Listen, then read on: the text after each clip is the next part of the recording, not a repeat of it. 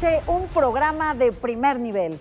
No te pierdas una conversación con Denia Alín Trejo, magistrada en justicia para adolescentes del Poder Judicial de la Ciudad de México. En Tiempo de Mujeres llegamos todas. Comenzamos. La justicia para adolescentes no puede verse con los mismos ojos que la justicia para adultos. Detrás de cada expediente hay una historia en construcción, una vida que todavía puede corregir el rumbo si el Estado llega a tiempo, con cercanía y responsabilidad.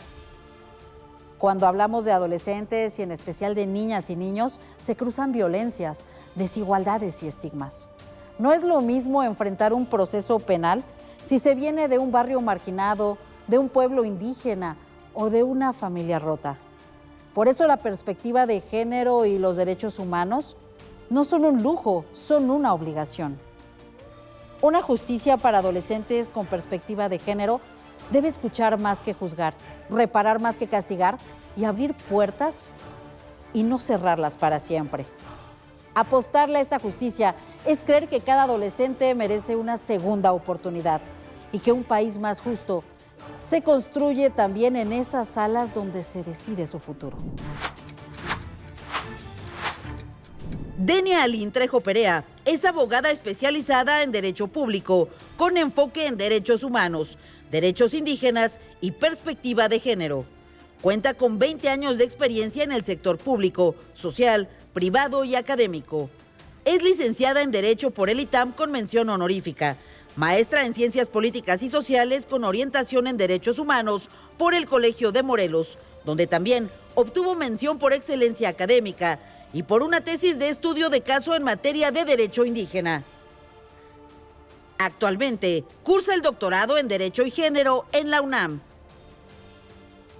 Hoy se desempeña como magistrada en justicia para adolescentes en el Poder Judicial de la Ciudad de México. En el ámbito académico, ha sido catedrática por más de una década y ha colaborado con organizaciones de la sociedad civil y organismos internacionales. Denia, bienvenida a este programa. Muchas gracias por tu presencia y por tu participación en Su Voz, Su Tiempo. Muchas gracias, Claudibet, por la oportunidad. Para mí es muy importante hablar de justicia con perspectiva de género, pero además este programa es muy importante porque tú te especializas en el trabajo con los adolescentes. Así es. Platícanos, ¿qué es la justicia con perspectiva de género en este contexto? Pues mira, Claudia, en el contexto de la justicia penal para adolescentes, es importante marcar que hay un cambio muy importante a partir del sistema penal acusatorio. En México antes teníamos un sistema tutelar en el que básicamente el adolescente era protegido o tratado de manera tutelar por el Estado. Y cuando se hace el cambio al sistema penal acusatorio y con el nuevo sistema de justicia penal para adolescentes, la idea es que el adolescente se vuelva un sujeto responsable y atienda tanto la conducta, si se le llega a imputar, como la reparación del daño. Esto nos abre la puerta para que sea el adolescente un sujeto responsable que pueda tener una reintegración social, pero además con un fin socioeducativo, donde la idea es que toda la comunidad participe para que estos adolescentes tengan una nueva perspectiva de cuáles son las conductas que están sancionadas por la ley como ilícitas y cuál debe ser la conducta esperada para toda la comunidad. Es muy importante para nosotros como sociedad ir entendiendo la justicia. A partir de la reforma electoral pudimos ver que se abrió la puerta. Se está buscando tener lenguajes más sencillos. También estamos conversando con ministras, con magistradas, con juezas que vienen y nos explican precisamente y que nos dan la oportunidad de entender el panorama. En el tema de los adolescentes es muy complejo realmente porque se busca, como bien lo comentas, una reinserción, porque se tiene que valorar todo el contexto. Platícanos, por favor, en tu experiencia, cómo juzgar a los jóvenes, a las jóvenes con perspectiva de género. Pues bien, como bien te decía, este nuevo sistema de justicia penal tiene demasiadas aristas. Es muy importante tener una protección reforzada para los adolescentes, tanto para la víctima como para el adolescente que está siguiendo un proceso. Pero sobre todo ahí también tenemos que integrar distintas perspectivas. Por un lado, integramos la perspectiva de la infancia. Para el derecho, para el Estado de Derecho es muy importante mantener el principio del interés superior del niño, de la niñez. Además, tenemos que aplicar la perspectiva de género con un enfoque interseccional, porque no solo participan mujeres, ya sea como adolescente o como víctima, sino que además se encuentran en otra condición que sería el de la niñez o la infancia o la adolescencia, donde tenemos que aplicar una protección reforzada. Y también tenemos que estar tomando en cuenta, en algunos casos, la perspectiva con discapacidad. No podemos dejar de lado que en el caso de las infancias tenemos una serie de condiciones que son distintas a las que son para los adultos. Danos a lo mejor algún ejemplo, sin entrar en particularidades, sino hablando de manera general, de cómo se tratan estos casos con los jóvenes y sobre todo, como bien lo dices, cuando se trata de grupos prioritarios. Tenemos jóvenes migrantes, tenemos jóvenes pertenecientes a la comunidad indígena, jóvenes de la comunidad LGBT. ¿Cómo aplicar la justicia en estos casos y en todos los demás? En el caso de la justicia para adolescentes, además de aplicar el ordenamiento jurídico mexicano, este sistema es especializado. Entonces tenemos leyes especiales para el caso de la justicia penal, pero además tenemos que atender al principio de convencionalidad y aplicar las convenciones en derechos humanos que ya México ha ratificado y algunos otros protocolos que nos han permitido poder tener una aplicación reforzada y armónica del sistema jurídico. Además de esto, tenemos ciertos protocolos como el protocolo para juzgar con perspectiva de género de la Suprema Corte de Justicia. Nosotros tenemos que ir aplicando ciertas reglas donde se eliminen estereotipos, sobre todo, para poder tener una justicia imparcial frente a las mujeres, siempre buscando eliminar o combatir, en este caso, las asimetrías de poder que se observan cuando las mujeres están inmersas en algún tipo de conflicto, ya sea como víctima o como adolescente. ¿Algún ejemplo nos podrías dar? Por ejemplo, en los casos de abuso sexual, es muy común que se apliquen ahí los estereotipos a las mujeres, ya sabes, porque va vestida de alguna forma, porque sale a altas horas de la noche, porque las imágenes que tiene en redes sociales es provocativa.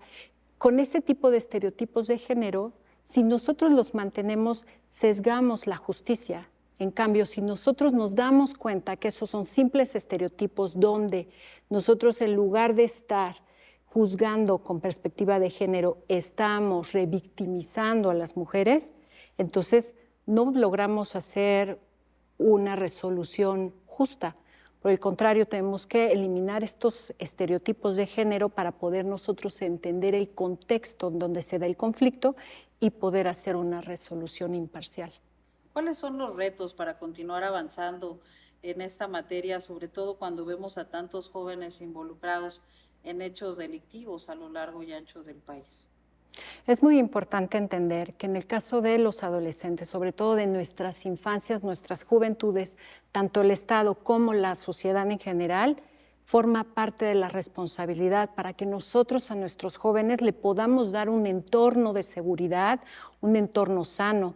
No solamente son ellos los responsables de llevar un desarrollo de su personalidad integral y sana, también es el entorno en el que ellos se encuentran, donde desafortunadamente se encaminan a ciertas conductas que pueden ser delictivas. Muy importante el apoyo, el entendimiento y sobre todo el fortalecer que en las comunidades arropemos a nuestros jóvenes en apoyarlos para que tengan una conducta conforme a derecho.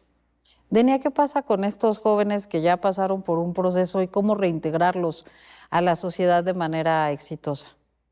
Es un trabajo arduo el que hacemos a través del tribunal y a través de los centros de internamiento, donde se busca realmente que tengan una integración socioeducativa.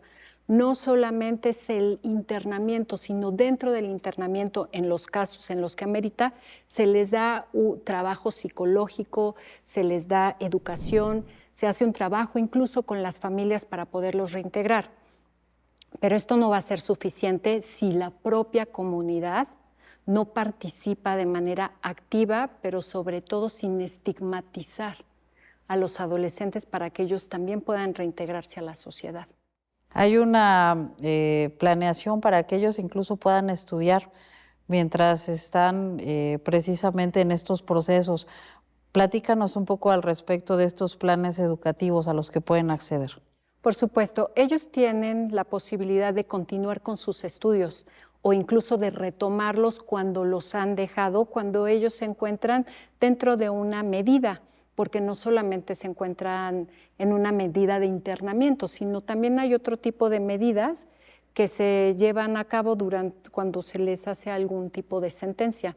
Y entre ellos también es la búsqueda de que ellos puedan reconducirse tanto educativamente como con actividades de esparcimiento.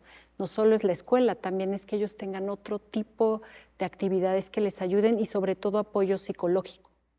¿Qué mensaje le mandas a la sociedad en general para seguir avanzando en esta materia, para trabajar unidos precisamente y para no dejar solos a estos jóvenes, a estas jovencitas que muy probablemente echaron a perder su vida por una mala decisión y que sin embargo tienen la oportunidad tal vez de toda una vida de buenas decisiones en el futuro? ¿Cómo cambiar como sociedad esta perspectiva? Pues yo le diría a toda la ciudadanía y a la sociedad en general que es muy importante fortalecer el entendimiento de cómo son los procesos de los jóvenes, que es muy importante entender que están pasando por un tránsito en su desarrollo psicosocial y además fisiológico, y que ellos requieren del apoyo de la sociedad para que tengan un desarrollo de su personalidad íntegro. Muy importante que la sociedad vaya entendiendo que la justicia penal para adolescentes no es punitiva, sino busca hacer un entorno socioeducativo para reintegrar a los jóvenes, que al final los jóvenes son el futuro de México, son los que después van a ser aquellos adultos que van a estar sosteniendo este país. Tú como especialista en esta materia, ¿qué has visto en otras partes del mundo? ¿Qué están haciendo para apoyar a los jóvenes en esta reinserción? En otras partes del mundo, sobre todo en Latinoamérica, hay muchas organizaciones donde se está trabajando arduamente para seguir impulsando este tipo de sistema de justicia penal que deja de ser punitivo y se vuelve socioeducativo. Hay diversos estudios donde la reintegración a la comunidad, el arropar a los adolescentes sin estigmatizarlos, es muy importante para que ellos puedan seguir desarrollándose. Y qué importante hablar del combate a las adicciones en este contexto, porque muchas veces precisamente es la adicción a las drogas, la adicción al alcohol, la que también se interpone en su camino.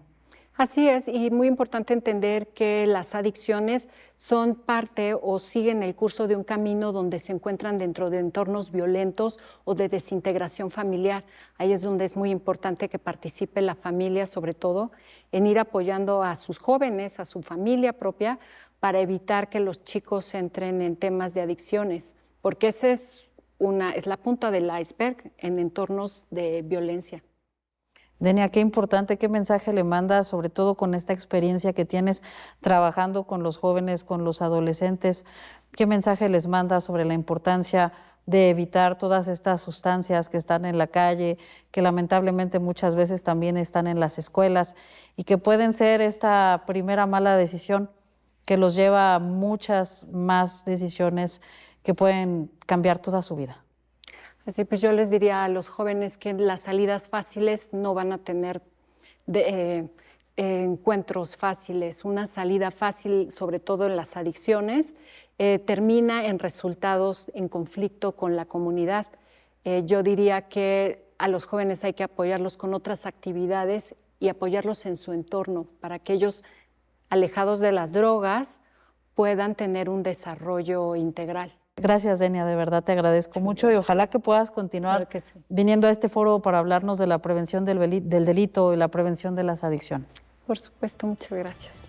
Y gracias a usted por acompañarnos. Nos vemos el próximo sábado a las 11:15 de la noche.